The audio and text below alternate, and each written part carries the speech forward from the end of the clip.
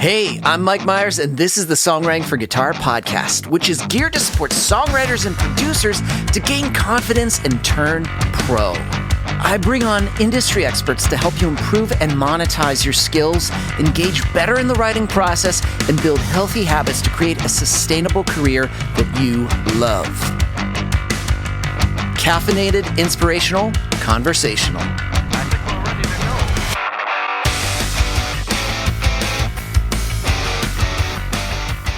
Hey friends, Mike here with the Songwriting for Guitar podcast, episode number 75, Radical Growth Equals Radical Change. Now, I was meditating one morning, as I usually do, I try to do, I should say, FYI. Not always good with it, but I try to be super consistent, and this thought kept on reoccurring in my head. What causes others to grow at a faster rate in their career, especially when it relates to songwriting, and others that essentially kind of like stay a little stale, if not plateau, and then fall off and start to backtrack? Well, we're going to talk about this with Heather. And there's a moment where, as I kind of like start diving into this, I realize that it's unearthing something that I'm feeling. So really, this is a podcast that kind of goes deep into my feelings of a little bit of my insecurity too. So it's about radical growth, radical change, and how maybe in filming this, it was kind of reminding myself that I have established a great team in moments where I don't feel like there's radical growth or radical change, and I'm not feeling too good about myself. So this is a very real kind of deep dive podcast. So here we go. Episode 75, Radical Growth Equals Radical Change.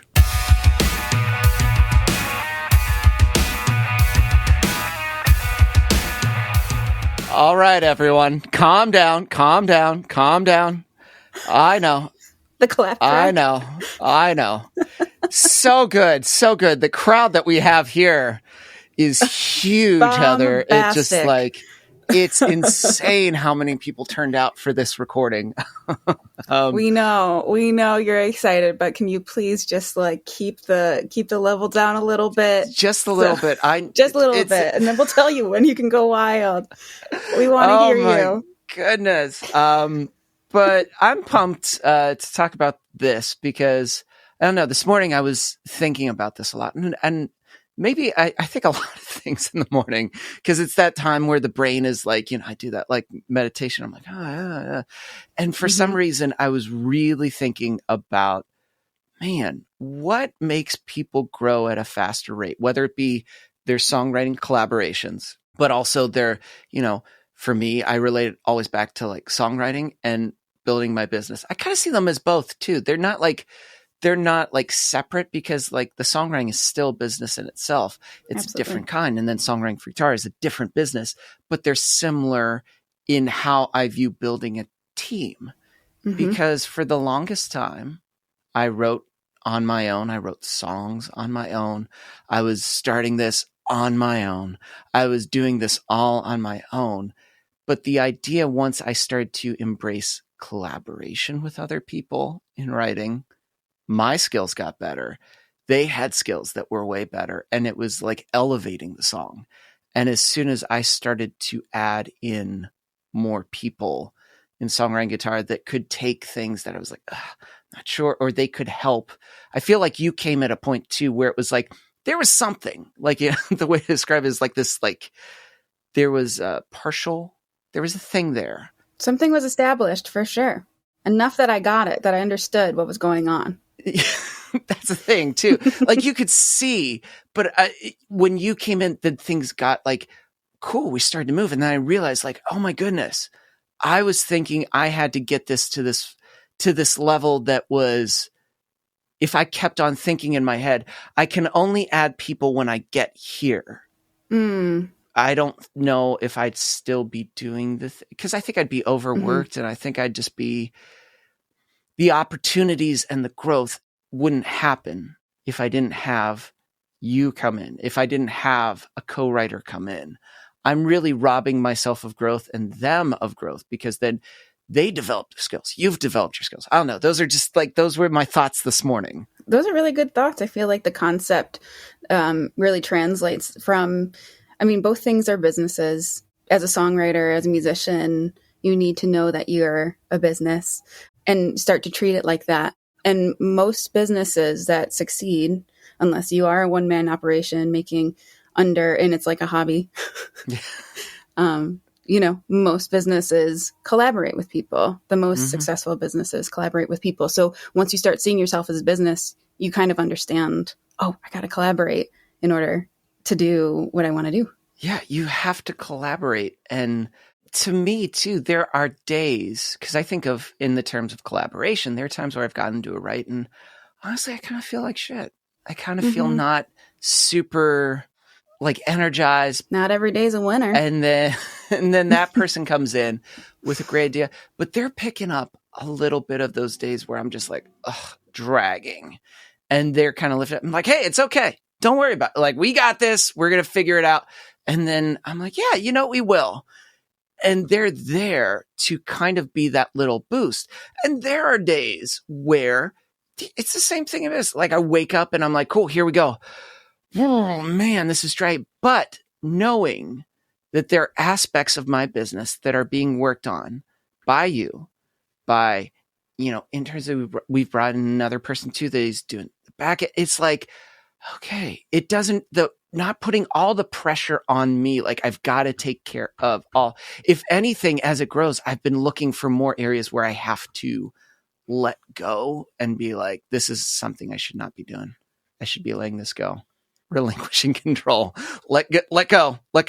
And I'm like, but maybe nope, gotta let go. It's what I think we refer to as the zone of genius. And Gay Hendrickson was a person that wrote The Big Leap. You recommended that book to me, but that's where he coined the phrase, the zone of genius. So we keep on kind of referring back to that. So if you have somebody in their zone of genius, then that's their strengths and that's where they can really thrive. And once you recognize that, and once they recognize that, then that's their role. And you need to support them, encourage them as much as possible so that you can be in your own zone of genius and that more stuff will get done overall and everybody will be happier overall too. It's beautiful. It's just like that book is so good. And when I read, I was like, he's right. This thing that you do really, because that's where you're going to excel. That's where, and it's natural when you're starting something and you're like, well, I don't do this. So I should master everything in that area. And then maybe I'll let people in and maybe then it will grow and maybe then, but it's actually no, that's actually where it won't grow. And you're going to be doing everything yourself. And eventually you're going to burn yourself out and you're going to collapse under, I don't know, the weight of your own ego thinking that you can do it yourself. And I guess that's the question. Why is there so much resistance in this? Like in writing with other people, if you're building something, is it because you feel like it's so precious? Like the business is precious, the song is precious? Is it a little bit of that? Could be there. I feel like that, like this could be a ton of different things. And everybody, I feel like whoever's listening right now, like take a second and think about like, what is it for you? I think some people might just be a little scared, a little shy, maybe not confident in what they actually have to offer. Maybe they don't really understand where their zone of genius is. Maybe they haven't gotten paid for it yet. So they don't really like feel validated in it yet. Okay. So that's interesting. So they haven't gotten paid for it yet. You know what too? Sometimes, just that small little bit of just like, ooh, I got paid for this. This was a cool thing. Well, and then it entertains the idea. Well, maybe I could do more of this. Okay. That's awesome. And maybe it is an insecurity thing. And you're right. There could be a number of things. And so maybe it's these three things if I were to boil it down. So maybe it is number one, an insecurity thing. Like, I don't think I'm good enough. There's probably a lot of people that are already doing the thing. And it's like, yeah, but they're not you. There are a lot of people doing the thing, but they're not you. They're doing it their way. And if you line up what you do and what they do and what other people do, it's not going to line up perfectly. There's always going to be these little nuances and these little differences. So you just giving into that easy, like, well, who am I, is robbing people that could potentially be like, but that's what I wanted. That was the thing that I needed. Yep. That's a bummer. You didn't do it. Yeah. Like imagine, we can go to the other 2 points, but like imagine if you didn't start songwriting for guitar. like I would be in a completely different space right now. Thank God that you started your business and believed in yourself, because in that way you changed my life, right? So Oh, I'm just, I'm just like, yeah, okay. it's true. But also too, like how you've just, I think of when you started and how your roles change and how it's just like, man, you are just on fire when it comes down to music. But it's like also too, like we geek out about books. I'm like, did you read this book? Did you read this? Did you hear Brendan Bouchard's midweek motivation? Or is like Daily Fire and Husband motivation? But you Yeah, get, that's it's yours. just like, you're really just like, man, you're just like, you're kicking ass. Thank you. Thank you. But it's because it comes back down to this, is that it's the collaboration thing that I motivate you, you motivate me, like, Yeah. and on other days. So, but like would 2 years ago, would I have been like secure in this position and doing everything that I've done? No, not yet, because I didn't do it yet. Yeah. Like I didn't have the daily grind to Yeah. learn Yeah. it Yeah. and to become confident in it. So, Ooh. back to the first thing is the insecurity. It's like Yeah. sometimes you just have to work through your insecurity. And just be like, I just have to do it. Like Hmm. people are like, well, I need to prep myself more. You can't do that much prep. You can do You're a little prepped. prep, but at the end of the day, you have to be like, the opportunity is there. And it's the thing that you feel like you got to do. You kind of have to do it. So insecurity is like number one. Number two, it is a little bit of the ego and the perfectionist of just like, I must wait until it is perfect and it is wonderful. And you know what? But I don't want to give it to anyone. I must hold on to this song a little bit more, or this idea a little bit more. Or because I think when you joined, that was the first time I did like a live boot camp. And so it was like 5 days and it was a whole lot. I was like, man, this is a lot. Like it's being live, it's answering questions, and it's moderating groups, and then it's going in, making sure emails are going out. Okay, and then the thing's going to get launched, and then the thing. And I was just like, oh shit, this is a lot. There was a brief moment where I was like, yeah, but maybe this is just how it is. You just got to suck it up, man. And, part of me is just like, when you do the other one, this is going to be so much better. It's going to be like, you just got to do it. And then suddenly when it was like the opportunity for you to come out, I was like, yeah, maybe. So it was like, I had to either choose, either I was going to allow my ego to be like, no, man, you could do it all. Like you pay more and it'll be great. And no, or you're just going to burn yourself out. And it's like, you have to allow in that collaboration sense too, because they're going to bring ideas. They're going to bring a perspective and you're going to kind of get your head out of your own ass. Get your head. That's going to be the name of the podcast episode. Get your head out of your ass. Where meanwhile, I'm just like, God, it's so dark outside. And you're just like, Mike, it's actually sunny. You have to take your head. And I'm like, oh, it is. But then that's the question is like, am I that stubborn and that just ignorant to be like, no, this is what it is? Or am I willing to be like, listen, I don't know everything.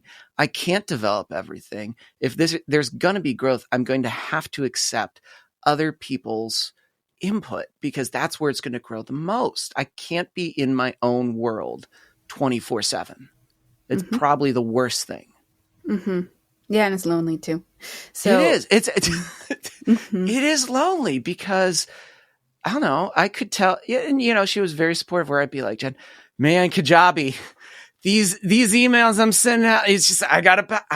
It was just like she was there, and she was like, oh, but I have to admit, once you joined the team and then you got into the group, it would always be like the Kajabs.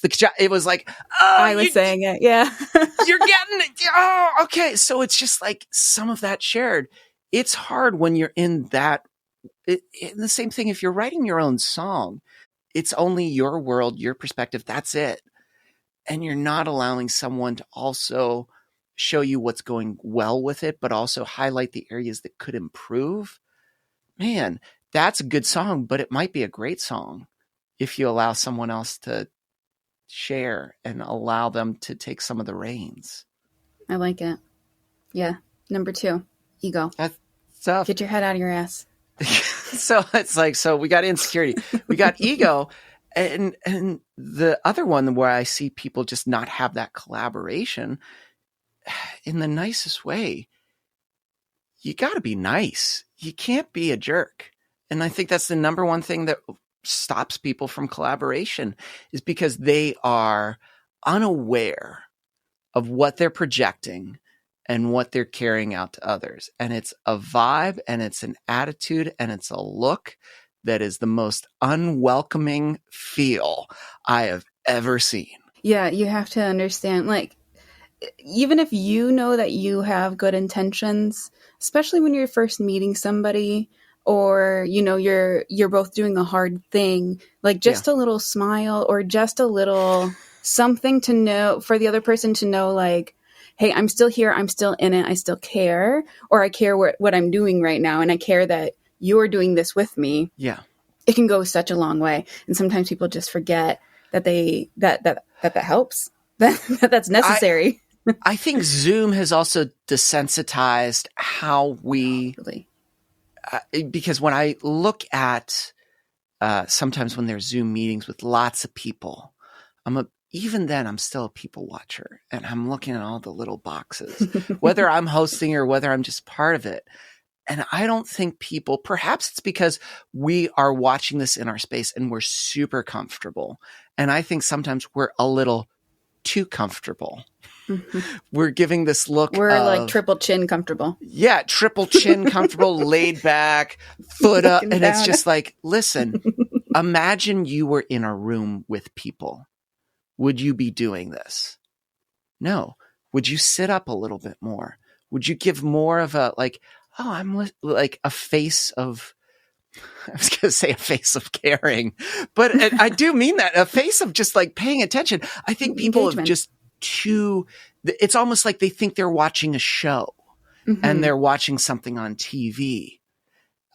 And in their dialogue, in their communication within chats, it's so sometimes a little too cold, a little too dickish. You could be bettering your skills and be the most pro in your area and being like, hey, I'm willing to compliment. I'm willing for it. Yeah. But what you're putting out and how you look right now, it looks like you just want to stab the person. It does not give a sense of inviting, a welcoming feeling. Mm-hmm. And that's what robs you of all the possible potential collaborations of building your team, is because they're just like, they kind of seem like a jerk. I don't want to be on their team. Mm-hmm. So why do you think that people, you think it's because they don't realize that it matters? They've been in their world so much.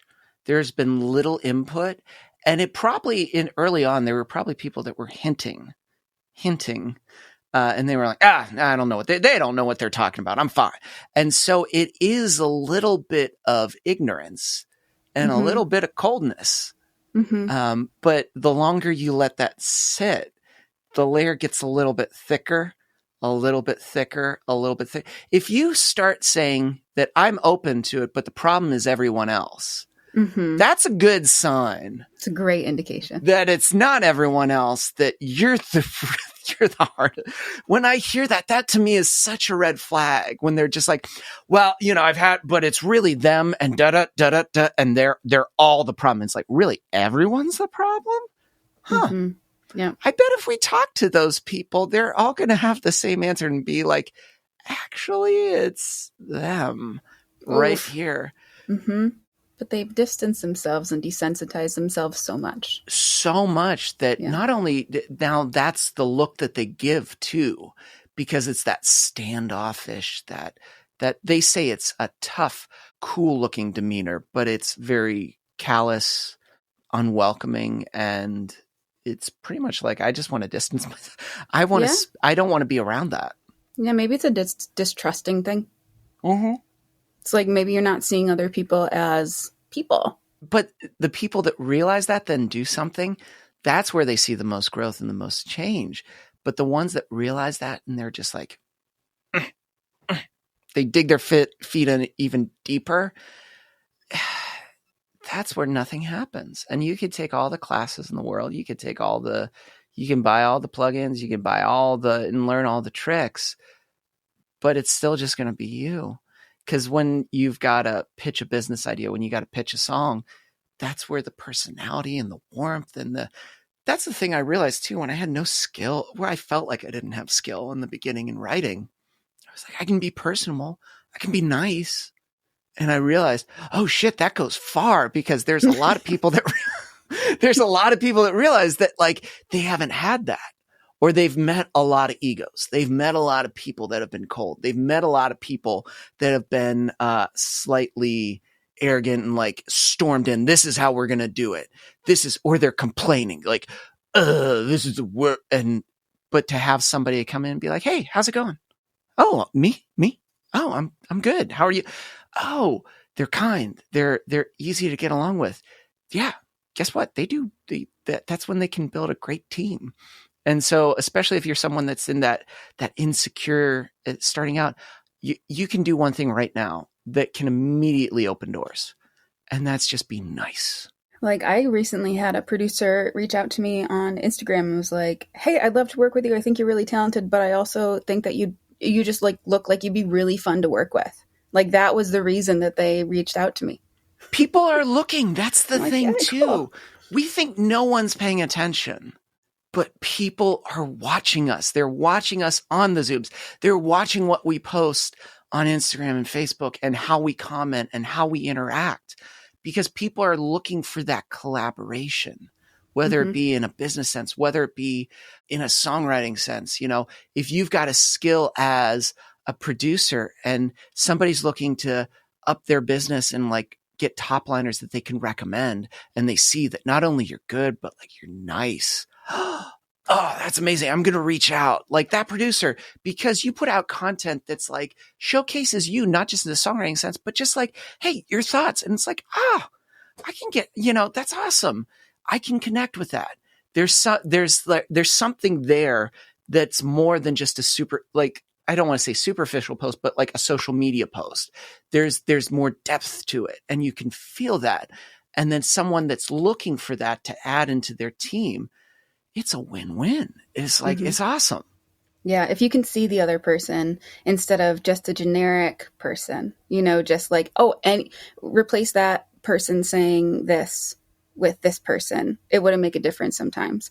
But like on some posts from some people, like you're like, oh, wow. I like if somebody else was saying that, like I wouldn't believe them, but it sounds so authentic from you. Yeah. That authenticity and that kindness it's real, because people can smell bullshit. They can really tell when someone's bullshitting them. It doesn't feel good. It doesn't. And it's just like, oh my Lord, it's so fake. When you have people that I can tell, and I can think of multiple scenarios where I've witnessed where people, I know they've kind of like probably talked, as they say, the kids say, talk smack behind my back. But when I'm there, they're just like, oh, buddy. And I'm just like, oh my Lord, I know please drop the act.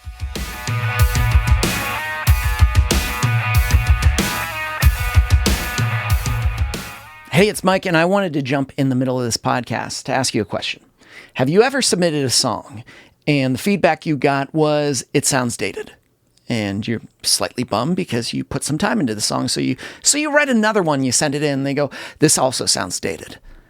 Instead of getting that kind of slight vague feedback, it sounds dated, if you realize like, okay, I think it might be my melody and my lyrics, wouldn't it be great if you could get some guidance on things that can pull it out of that slight dark ages, but into a modern era? Wouldn't it be great if you had some tools in your toolbox that if you wanted to make it more commercial, a little bit more mainstream, that you could have the tools and the capability to name what needs changed? Well, here's what I want you to do. I want you to go to songwritingforguitar.com right now. We have a free training that Lainey is doing right now on 3 steps you can take with your melody right this very moment that is going to create variance, that's going to pull it in a modern direction in ways that you can understand and you can start to implement right now. So what I want you to do, I want you to go to songwritingforguitar.com and I want you to watch that free training right now. She's going to give you 3 tools, and they are 3 things that I think are super valuable when it comes to writing a quality, decent top line. So I want you to go there right now and check it out. So songwritingforguitar.com. This training is up for a limited time, so don't sleep on it. Watch it now.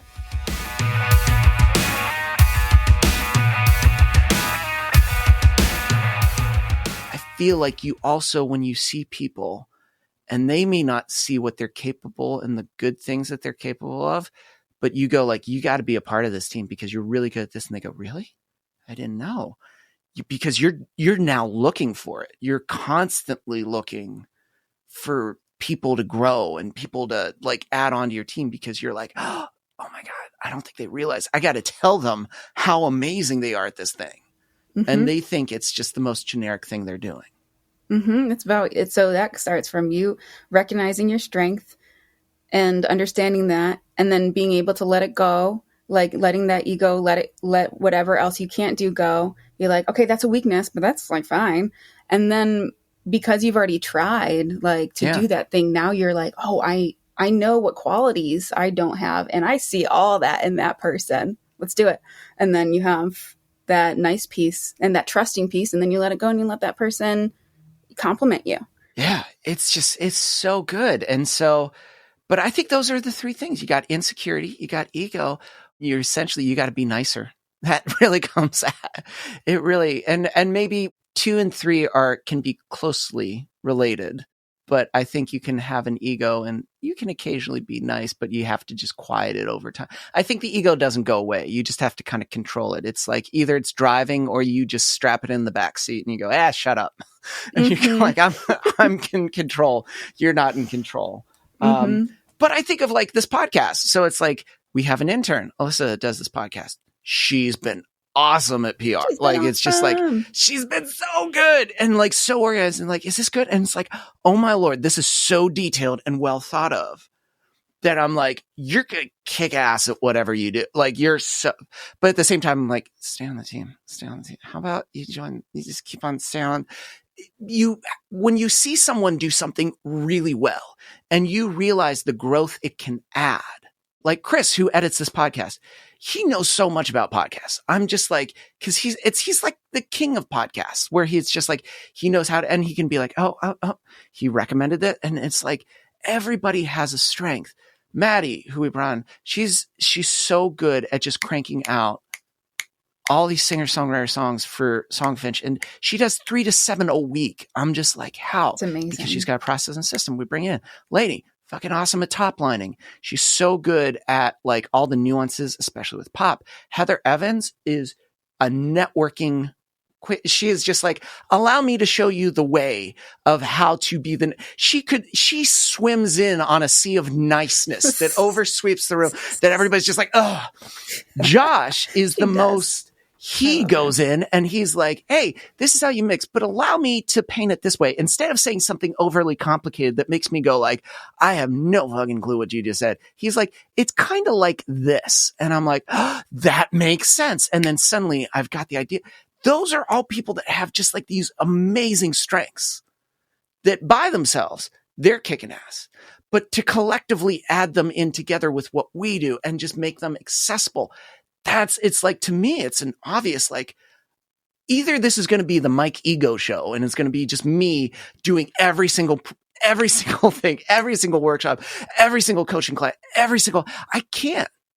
Until you crash and burn. Yeah. I'm going to crash and burn. But also too, it's just one perspective all the time. I don't know why I'm snapping my fingers. Just like, yeah. Because now as a team, you're just like getting things done. It's just like snap, let's go. I think today too, I wanted to go through this because to me, I was feeling a little just like, it was Friday and I was feeling a Friday slump a little bit. Mm-hmm. I was feeling just like, I don't know, because I'm looking at my board and I'm like, I've got so many things I have to like, these are the things coming up. I have to rearrange the studio. Jim came, he put up panels. It was great, but it was a day of like, I was not in here and I was like, oh, it's a day lost. And I'm like, but like going through this, I realize even though it may feel for me like nothing right now is gaining traction. If any feels like I'm like strapped and just kind of like, ooh, I've got so many amazing people working on this. Jim, who's back end and he's doing all this SEO stuff. He's taking care of that. So it's like, I'm like, oh my Lord, Mike, shut the hell up. You are not, because you're not doing this thing by yourself. And you have a bunch of content out there already too. And people can, like, all this work that you've already done, it's out there, you know? So it's already working for you. And the same with like with songwriters, you have songs that are already representing you, and you just, you know, have to recognize like you have done a lot. And so like sometimes when you're feeling tired, like you either have to, you just have to remember that. It's like, oh, wow. I think it's that. Today was just like but then I realized, like, now if I had no one on my team, what would happen? I'd just be in my own head being like, oh, you're right, Mike. Eating chips in front of the TV. And they would be everything bagel chips. I did get those from Trader Joe's. Those are so good. And the problem is I just hover over that bag and it's just like, sun chips. And it would just be sad Mike just being like, oh, you know what, Mike? And of course, who do I follow on Instagram? I follow a lot of people that have businesses and like coaching and music. And so I'd just be scrolling and being like, looks like everyone's doing amazing things except Mike. But you never know. They could just be doing the same thing. Because they already had content that's working for them, making somebody else feel bad. And they're just sitting there on their couch too, being like, I'm eating chips as well. But it's just like having this and just reminding myself, wait a minute. Okay, shut up for a second. There's things moving. You've got to quiet it's not all up to you.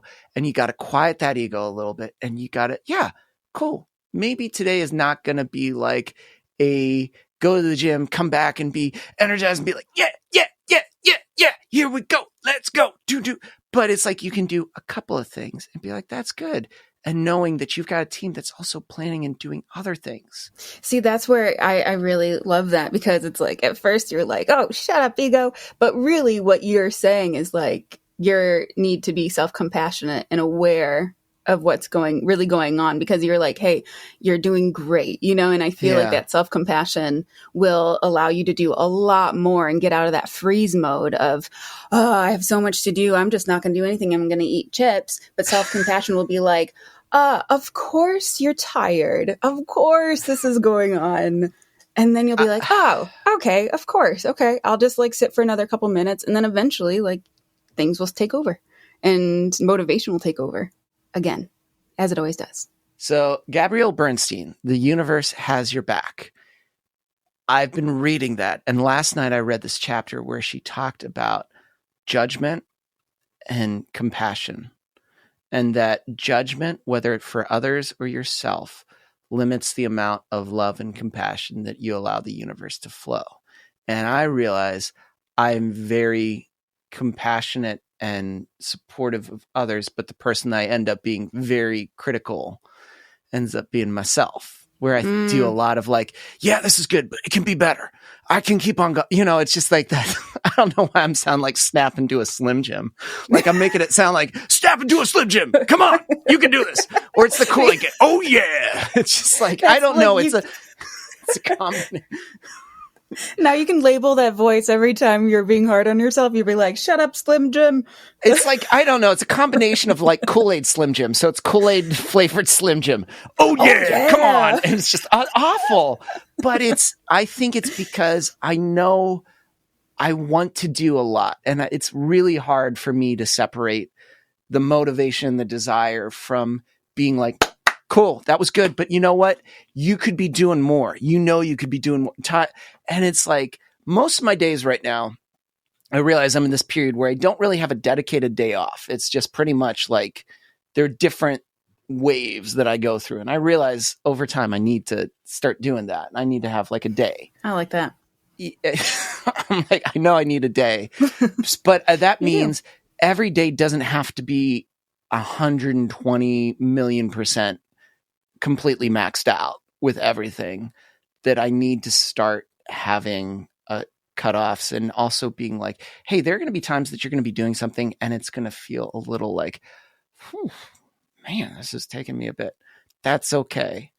Be like, if this was someone else on, like if it was you and you're like, Mike, I need to take a break. I'm not going to be like, fuck it, Heather, you got to be kidding me. It's just like, this is insane. Everything. I'd be like, no, that totally makes sense. Listen, if you need to take today and just take a time out, you can.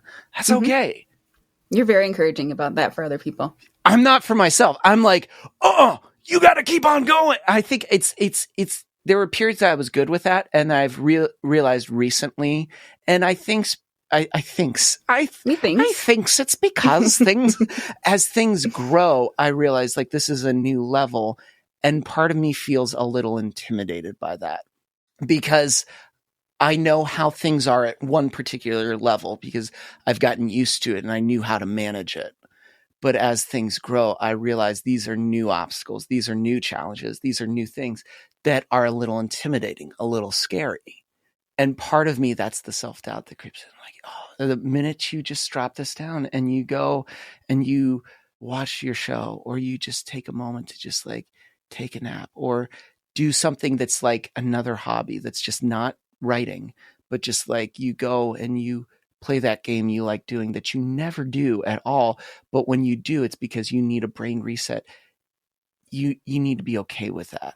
And right now, I guess that's why I'm talking this out, where I was like, we got to talk about this, because it's me also. This episode's for me to just remind myself of this. Yeah, exactly. And that's why it's so important for songwriters to get their team too. It's because what you just shared, that was really vulnerable, and that's very so relatable. Yeah.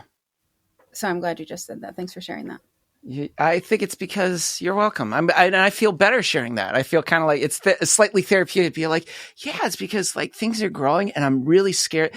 Things can be good and growing, and it can also be very scary and intimidating.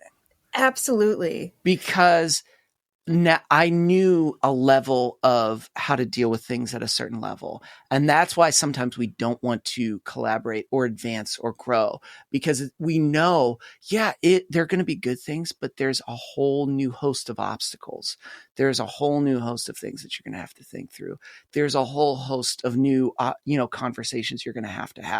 There are going to be things that are going to really stretch your limits that feel so fucking intimidating, that it's easier to just be like, to be hard on yourself and critical instead of being like, I am scared. Because it's hard to say that as an adult, to be like, I'm really scared of this. Yeah. And it's like, then because you're afraid that people are going to be like, what do you mean scared? You just got, you're fine. It's just like things are going pretty good for you. Look at people over there. And it's like, yeah, you're right. I shouldn't be that. I should be harder on myself. You see? So it's like, that's where you can get down that rabbit hole. Do you know that in extreme sports, the professionals, when they're doing something that is like ski jumpers or skiing, what they say is the best ones, they admit to doing those things scared. They admit that they're scared, but they just get used to doing it scared. And I think that is incredibly powerful. To be like, I just have to own it. Like, I have to do it scared. And how often are we reading books where people are like, it has to feel. That means you're doing something, you're stepping into a realm that you need to be in.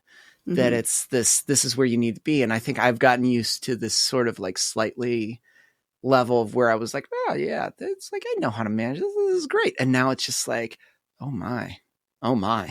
Next level. This is a little bit more. And it's the same thing in songwriting. It's the same thing in your business. Yeah. It's just like, uh-oh. And it's a little intimidating, but that's okay. That's where I know, like, cool. It needs to be. It's not all going to be just like this sort of like, what is it? I guess like you said, extreme sports. I think of like extreme skiers. It can't all be like when they're just doing on that flat land, the slight, like little, like, it's not cross country skiing. Yeah. Just like, you need different skills. Yeah. Hello. Just like, it's like, I feel like I was in that zone of like mall walker for a while. Just like, sure. Power walking around, just like in my little jumpsuit being like, I got this.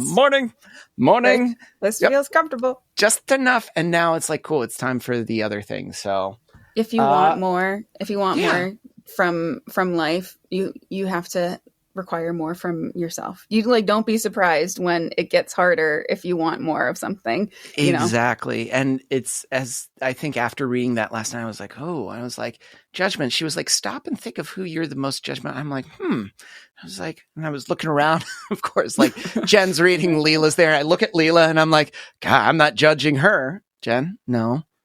And I'm like, other people? No. And I was like, ooh, me. And then the next line, she was like, what about yourself? And I was like, oh, I didn't even think of that. I was like, ooh, oh. Uh-oh. That was like, now comes the wake. That was such a weighty moment. And it was like, oh, and she was like, are you meeting yourself with love? And I was like, let me think about that. No. And it was like, cool. Then you've got to open yourself up to that. And so maybe that's the solution too, in those three things that we talked about, those three, regardless if you feel insecure, regardless if you got the ego, regardless if you've got like that sort of like slightly jaded, rough edge in terms of personality. It's kind of meeting yourself in that position of love, but also meeting others in that. It is a very vulnerable, but it's where it's the most groundbreaking. That's where you see so many good things. And to rob yourself and to rob others of that, man, that sucks, because then you don't really build that much.